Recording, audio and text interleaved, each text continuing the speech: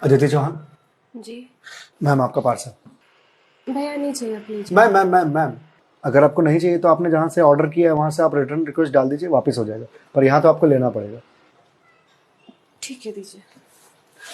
Ma'am हाँ एक गिलास पानी मिलेगा? भैया आप कहीं और पी लो पानी please. Ma'am ma'am ma'am ma'am बहुत ज़ोरों की प्यास लगी है। ठीक है लाती हूँ।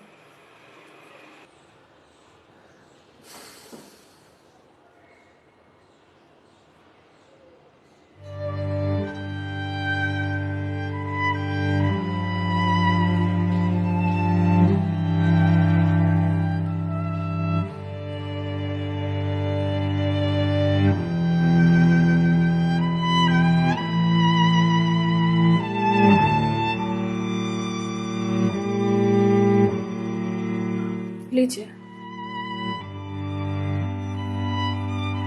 लीजिए भैया, देख क्या रहे हैं?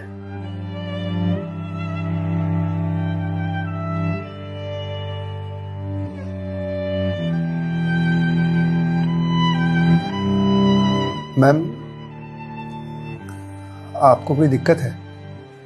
मतलब आप किसी परेशानी में हैं? भैया पानी पीकर ग्लास दीजिए आप। मैम छोटा मुंह बड़ी बात कह रहा हूँ, पर अगर आप किसी परेशानी में हैं तो आप मुझे बता सकती हैं। भैया आप पानी पीजिए, ज्यादा समाज से भी मत बनिए। मैम दुख बांटने से कम होता है। अच्छा, और आपको किसने कहा कि मैं दुखी हूँ? मैम अगर आप दुखी नहीं हैं तो फिर वो फंदा क्यों लगा रखा है?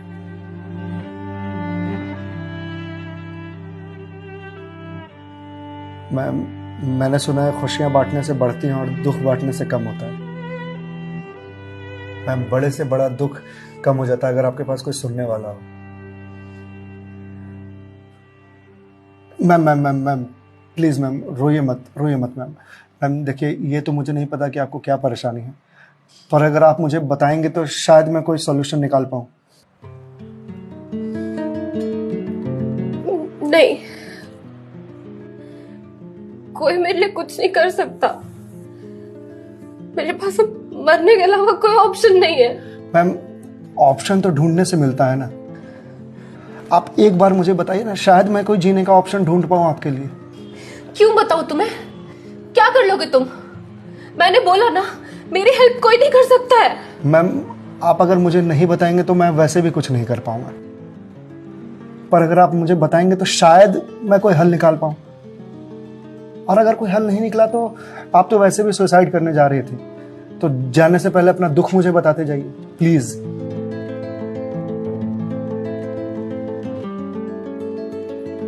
Please ma'am.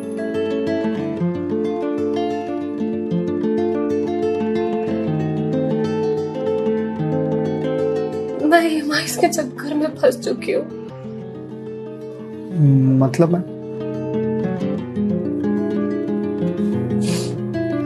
कुछ साल पहले एक कोर्स के लिए मैंने लोन लिया था, फिर उसके कुछ वक्त के बाद एक और लोन, और ये लोन का सिलसिला यूं ही चलता गया। इस महंगाई के जमाने में पैसे की जरूरत तो हर किसी को पड़ती है, मुझे भी थी। मैंने प्राइवेट कंपनी से भी लोन लिए, ज्यादा ब्याज पर, और अब मैं उन्हें चुका नहीं पा रही हूँ। क्यों मैम, आपके पास जॉब तो होगी ना? जॉब थी, पर मैं जिस कंपनी में जॉब करती थी उस कंपनी ने मुझे ये कहकर टर्मिनेट कर दिया कि फाइनेंशियल लॉस के कारण वो मुझे और मुझ जैसे कुछ एम्प्लॉयज को सैलरी नहीं दे सकते। तो मैम आप किसी और कंपनी में ज्वाइन कर लो, बहुत सारी कंपनीज हैं यहाँ तो। तुम्हें क्या लगता है मैंने अप्लाई करने का ट्राई नहीं करा होगा? जॉब नहीं खोजी होगी? बहुत की थी, पर इस रिसेशन के जमाने में जॉब मिलना कितना मुश्किल है कि तुम जैसे डिलीवरी बॉय को क्या पता।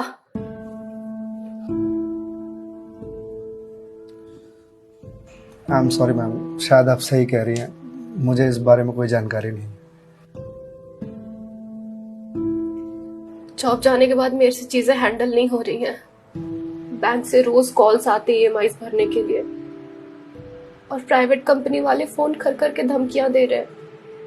मैं इस लोन के जंजाल में फंसती चली जा रही हूँ, और अब मेरे पास सुसाइड के अलावा कोई और ऑप्शन नहीं है। मैम, ऑप्शन क्यों नहीं है? आप ये बात अपने घर में बता सकती हैं, अपने पापा को बता सकती हैं। नहीं, मैं ये बात अपने पापा को नहीं बता सकती। क्यों मैम? मेरे पापा रिटायर हो चुके हैं, उनके ऊपर पहले से घर की बहुत रिस्पॉन्सिबिलिटीज है। वो मेरी शादी के लिए पैसे भी जोड़ रहे हैं। मैं उनसे किस मुंह से पैसे मांगू? मुझे पढ़ाने के लिए, बाहर भेजने के लिए उन्होंने ना जाने रिश्तेदारों से कितने ताने सुने होंगे, और अब जब मैं उन्हें ये जाकर बोलूंगी तो लोग क्या कहेंगे? मैम, पैसे आपको अपने पापा से मांगने हैं या लोगों से? पापा से लेने हैं। तो फिर अब लोगों का क्या है? लोगों का तो काम है कहना, वो तो कहते रहेंगे। पर मैं किस मुंह से जाके अपने पापा को ये बोलूं? किस मुंह से मांगू पैसे उनसे?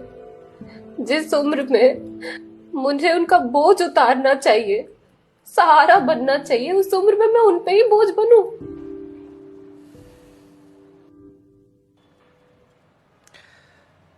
मैम, एक बात बताएंगे आप? बचपन में आपकी सबसे फेवरेट चीज क्या थी? बचपन में मुझे साइकिल का बहुत शौक था। तो मैम, आपको साइकिल किस एज में मिली थी? यही कोई 8 साल की होंगी मैं। तो साइकिल तुरंत मिल गई थी आपको? नहीं, पापा तो मान ही नहीं रहे थे। बोल रहे थे गिर जाएगी, चोट लगा लेगी। तो फिर कैसे साइकिल मिली? बहुत जिद की थी मैंने, बहुत। खाना पीना सब छोड़ दिया था। तो मैम, साइकिल के लिए जो जिद किया आपने, तो शर्म आई होगी आपको? तो मुझे मुझे क्यों शर्म आएगी? पापा है वो मेरे, उनसे जिद नहीं करूंगी तो किससे जिद करूंगी? तो मैम, जब बचपन में साइकिल के लिए जिद करने में शर्म नहीं आई, तो अब क्यों आ रही है? मैम, अभी आपने कहा कि आपके पापा आपकी शादी के लिए पैसे जोड़ रहे हैं, और आप तो यहां सुसाइड कर रही हो। तो वो उन पैसों का क्या करेंगे? या उन्हें यह जानकर बहुत खुशी होगी कि उनकी बेटी ने शादी का बोझ हल्का कर दिया उनके सिर पर से। मैम, आपको मालूम है, हमारे जनरेशन की दिक्कत यही है कि हम अपने आप को इतना बड़ा समझ लेते हैं कि हम अपने पेरेंट्स से ही अपनी बात छुपाने लगते हैं। कभी ये कहकर कि पापा मम्मी नहीं समझेंगे, या कभी ये कहकर कि मैं उन्हें परेशान नहीं करना चाहती, या कभी ये कहकर कि हम दोनों की सोच नहीं मिलती है। एक बार आप अपनी दिक्कत अगर अपने पेरेंट्स से शेयर कीजिएगा ना, तो आपको जीवन में फिर कभी सुसाइड करने की जरूरत नहीं पड़ेगी, या मेरे जैसे किसी अनजान से अपनी बात शेयर करने की जरूरत नहीं पड़ेगी। प्लीज मैम, एक बार शेयर करके देखिए। उनसे बेहतर दोस्त इस दुनिया में कोई नहीं हो सकता। प्लीज मैम, एक बार ट्राई कीजिए। Please ma'am.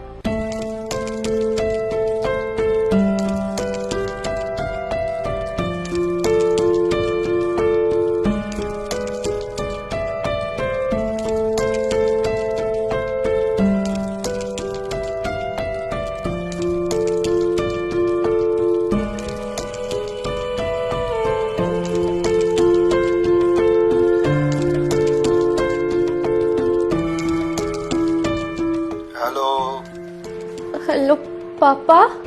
हाँ दीदी, बोल, कैसी है बेटा? पापा, मुझे आपसे कुछ बात करनी है।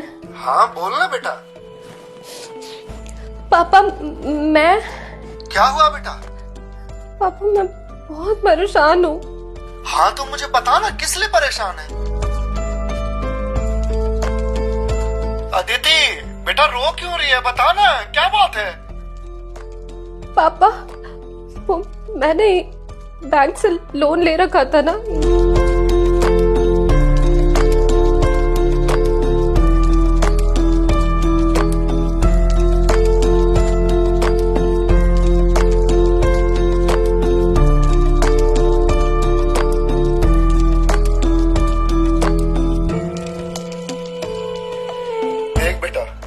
जो हो गया सो हो गया, तू चिंता मत कर। मैं हूं ना, अभी तेरा बाप जिंदा है। मैं काम करता हूँ, मैं कल ही तेरे पास आता हूँ, तू बिल्कुल भी चिंता मत कर। हाँ पापा, आप प्लीज आ जाइए। देखा मैं, आपके पापा आपके एक फोन पर यहां आने को तैयार हो गए और आप इतने दिनों से अकेले सफर कर रहे थे। मैम, मम्मी पापा से बढ़िया दोस्त कोई हो ही नहीं सकता। आप एक बार उन्हें दोस्त बना करके तो देखिए। आप सही कह रहे हैं भैया, मम्मी पापा से अच्छा दोस्त कोई नहीं हो सकता है। Thank you. It's okay ma'am, ये लीजिए क्लास। वंस अगेन भैया, thank you so much. It's okay ma'am, bye. Ma'am, ji मेरे पास आपके लिए कुछ है, यही रुकिएगा, मैं थोड़ी देर में आता हूं।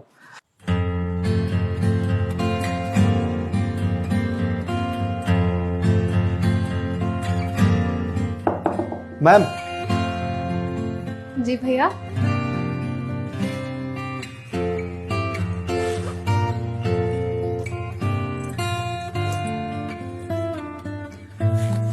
मैम, ये आपके लिए। भगवत गीता? जी मैम। मैम, 2020 का साल मेरे लिए बहुत बुरा था। कोरोना में मेरी जॉब चली गई। पहले के कुछ महीने जो थे वो तो सेविंग्स से निकल गए, लेकिन उसके बाद के कुछ महीने बहुत ज़्यादा टफ था। मेरे ऊपर भी आपके ही तरह बहुत सारे EMIs थे जो मैं पे नहीं कर पा रहा था, जिस वजह से मैं बहुत परेशान था और सुसाइड करने की सोचने लगा था। और एक दिन तो सुसाइड करने निकल भी गया था, लेकिन पापा ने मुझे पकड़ लिया। पहले तो बहुत डांटा,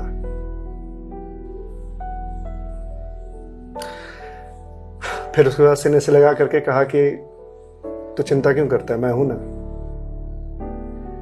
उन्होंने ही मेरे सारे बिल्स पे किए और उसके बाद ये भगवत गीता दिया मुझे और बोला, बेटा जीवन में जब भी कोई परेशानी आए, किसी चीज का हल ना मिले तो ये पढ़ लेना।